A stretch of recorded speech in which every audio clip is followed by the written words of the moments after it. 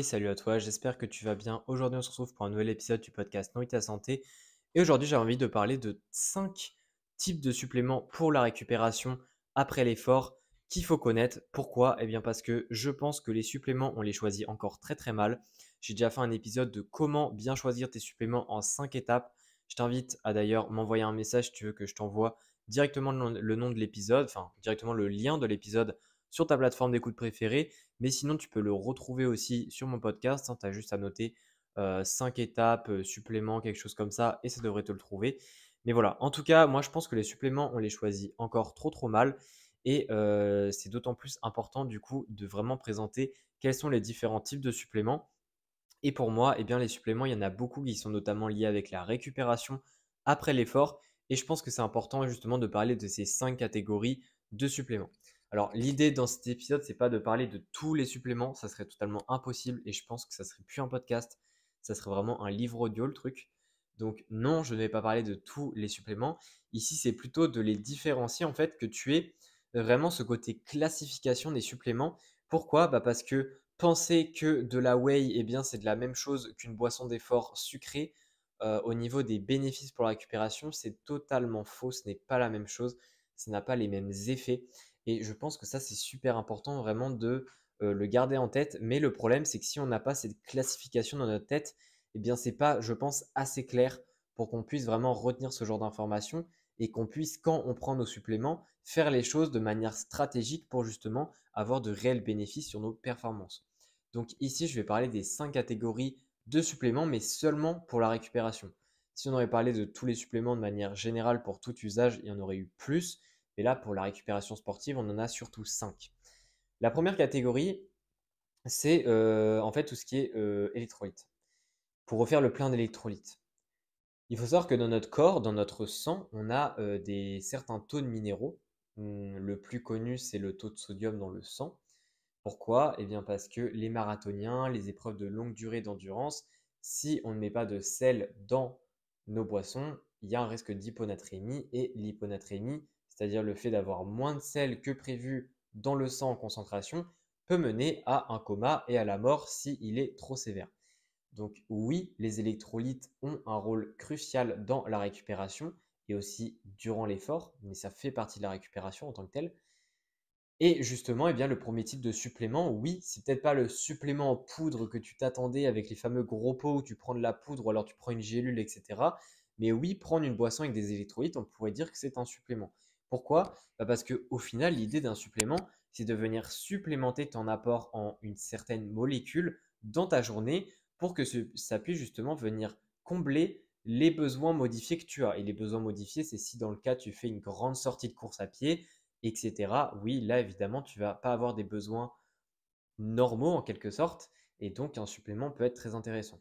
Donc ça, c'est la première catégorie de suppléments. C'est tout ce qui est lié aux électrolytes, et on parle ici surtout des boissons au final sportives où on ajoute un peu de sel, parfois du potassium, parfois même du magnésium. Ça reste beaucoup plus rare, mais c'est surtout du sel et du potassium qu'on ajoute généralement, puisque c'est surtout eux qui ont en fait un lien avec notamment la balance hydrique dans le corps. Et ça, c'est super important pendant l'effort notamment, puisque la déshydratation, ça a beaucoup d'impact et évidemment, une mauvaise concentration de nutriments, ça en a aussi beaucoup. Deuxième type de supplément, eh bien, c'est tout simplement les suppléments énergétiques. Cette fois-ci, on ne parle pas de simplement des électrolytes dans une boisson, on parle de sucrer une boisson pendant l'effort. Ça, pareil, c'est une boisson énergétique et pas une boisson énergisante. C'est très différent. Une boisson énergétique, c'est une boisson qui apporte de l'énergie, c'est-à-dire qu'il y a du sucre dedans. On met, j'en sais rien, du jus de pomme, j'en sais rien, on met du sucre, une forme de sucre dedans. Et ça fait que quand on boit la boisson, eh bien, on apporte de l'énergie. Une boisson énergisante, eh bien, c'est pour nous donner l'impression qu'on a de l'énergie. Mais ça ne nous donne pas d'énergie. La Red Bull, la Monster, tout ce qui est caféine, tout ce qui est taurine, ça, c'est énergisant. Tout ce qui est glucose, tout ce qui est sucre, c'est énergétique. Ici, on parle d'énergétique. Là, je vais pas parler d'énergisant dans ce podcast parce que pour moi, l'énergisant, certes, ça peut aider. Oui, la caféine a fait ses preuves. J'ai même fait des épisodes dessus. Mais là, on ne parle pas de récupération. Quand on est énergisant, on parle plutôt d'un pré-workout, on parle plutôt d'avant. Là, je parle vraiment de suppléments qu'on prend durant ou plutôt après l'effort. Au niveau du énergisant, eh bien, on a surtout dedans, au final, les boissons, tout simplement de l'eau en fait mélangée avec du sucre, hein, que ce soit des jus de fruits, etc. Voilà, ça c'est vraiment la deuxième catégorie. Et à quoi ça sert? Eh bien, ça sert à refaire le stock d'énergie, que ce soit au niveau du foie, que ce soit au niveau des muscles. Voilà, on refait le stock d'énergie. Troisième type de supplément, c'est pour réparer les dommages musculaires. C'est pas la même chose que les boissons énergétiques. Ça, c'est vraiment important de le comprendre. Il y a beaucoup de personnes qui pensent que prendre une boisson avec du sucre dedans aura le même effet sur la récupération que prendre de la whey. C'est pas vrai. La whey, oui, a un petit peu de glucides, mais n'en a pas autant que la boisson normalement d'effort avec des glucides, si elle est faite correctement selon l'effort. Et les glucides et les protéines, qui sont principalement apportés par la whey pour le coup, n'ont pas du tout les mêmes rôles dans la récupération. Les deux sont nécessaires. Il a d'ailleurs été prouvé que mettre les deux ensemble dans une collation après l'effort est beaucoup plus intéressant pour la récupération que de simplement prendre soit des protéines ou de simplement prendre des glucides. Donc ça déjà, c'est super important de le garder en tête. Et du coup, c'est pour ça que c'est deux catégories différentes. Tout ce qui est protéines, eh bien, c'est vraiment réparation des muscles. Tout ce qui est énergie, tout ce qui est refaire les taux de glycogène dans le foie et dans les muscles, c'est tout ce qui est boisson énergétique. Donc là, on a la troisième catégorie. Quatrième catégorie, là, on va arriver, les deux dernières sont assez subtiles. Quatrième catégorie, c'est pour minimiser le stress oxydatif. Alors, il faut savoir que le stress oxydatif, c'est super important pour l'effort. J'en ai déjà parlé exprès dans un épisode de podcast. Le fait d'avoir du stress oxydatif, oui, un excès de stress oxydatif, c'est ce qui amène en fait à des maladies, hein, clairement. C'est aussi ce qui amène au vieillissement. Mais durant l'effort, c'est ça qui nous permet de nous améliorer. S'il n'y aurait pas de stress oxydatif, notre corps ne chercherait pas à s'améliorer et on n'aurait pas de meilleures performances et on serait fragile à mort. Mais le problème, c'est qu'on a trop de stress oxydatif. Ça peut arriver. Par exemple, tout ce qui est course à pied, etc., ça produit beaucoup de stress oxydatif. Évidemment, c'est bon, ça permet la récupération, enfin, ça permet de progresser, mais il ne faut pas non plus en avoir un excès. Et il y a certains suppléments qui aident justement pour le stress oxydatif, hein, et que ce soit en dehors même de l'effort, qui aident pour le stress oxydatif qui peut être lié à autre chose que d'avoir fait un effort, hein, qui est plutôt au final une cause qui est assez positive, parce qu'il y a d'autres causes comme le stress de manière générale qui est négatif. Eh bien, ces suppléments-là, comme par exemple la vitamine C, la vitamine E, le glutathione, etc., etc., etc., le sélénium, le zinc et j'en passe, tous les antioxydants font partie de cette catégorie-là. Les antioxydants, c'est différent des dommages musculaires. Un antioxydant ne peut pas réparer un muscle s'il n'y a pas la brique qui est nécessaire pour reconstruire le mur, c'est-à-dire les protéines pour reconstruire le muscle, ça ne marche pas, qui est antioxydant ou pas. Si il y a de l'énergie, plein de glucides à gogo, eh bien oui, ok, c'est bien, mais ça ne va pas faire quelque chose sur le stress oxydatif. Oui, certes, ça va avoir des interactions avec le métabolisme.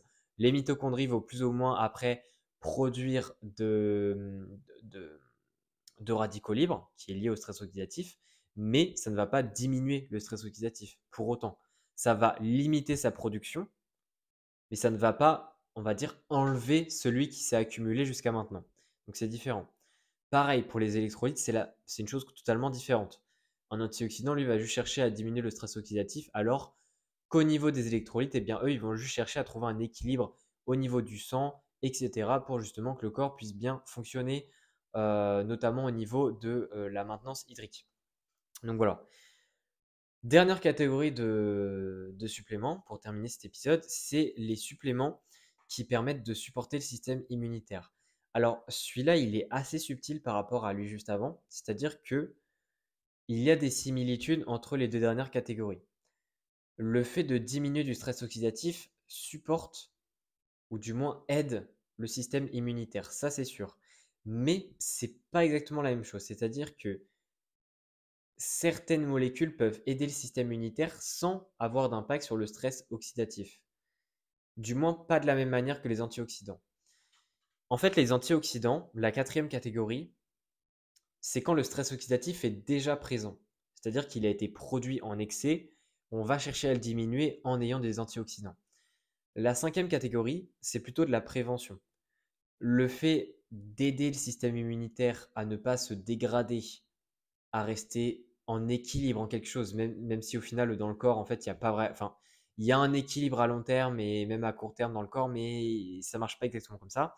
C'est l'homéostasie, mais c'est très très compliqué comme sujet. Mais on peut, entre guillemets, prévenir aussi le stress oxydatif, notamment avec des oméga 3. Les oméga 3, par exemple, ne fait pas partie des antioxydants, même s'il a un effet antioxydant, je l'accorde, mais pas exactement de la même façon que le zinc, par exemple. Et du coup, les oméga 3 sera dans la cinquième catégorie.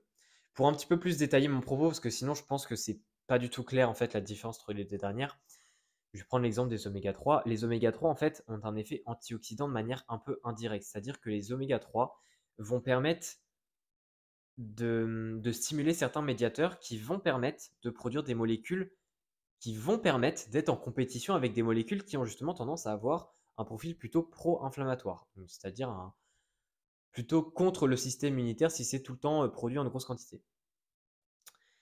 Mais en fait, c'est de manière indirecte. Le zinc, la vitamine C, le sélénium, la vitamine E, ce sont des molécules qui vont directement être en rapport avec les radicaux libres qui sont liés au stress oxydatif et donc qui vont de manière directe inhiber le stress oxydatif.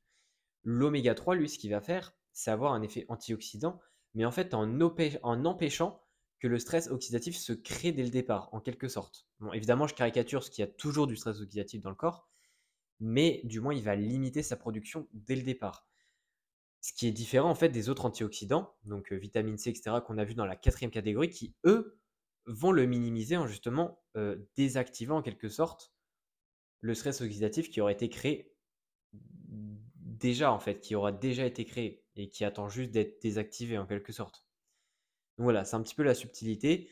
Et du coup, eh bien, dans cette dernière catégorie, on retrouve les oméga 3, mais aussi certaines herbes, l'ashwagandha, etc., par exemple, peuvent faire partie de cette catégorie, puisqu'il y a quand même pas mal de bénéfices. Enfin, évidemment, certaines herbes n'ont pas encore assez de preuves pour dire que ça marche bien. Mais voilà, c'est vraiment cette cinquième catégorie-là au niveau de la récupération.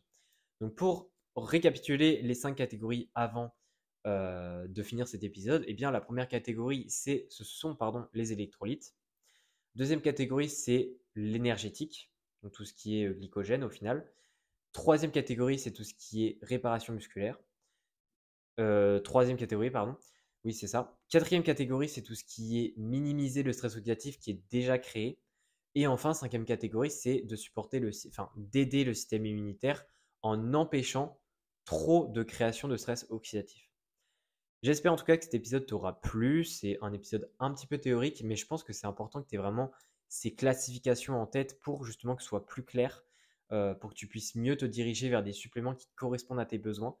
En tout cas, j'ai fait plein d'épisodes sur la créatine, sur la whey, sur plein d'autres suppléments dans mon podcast. N'hésite pas à aller chercher celui qui peut te plaire.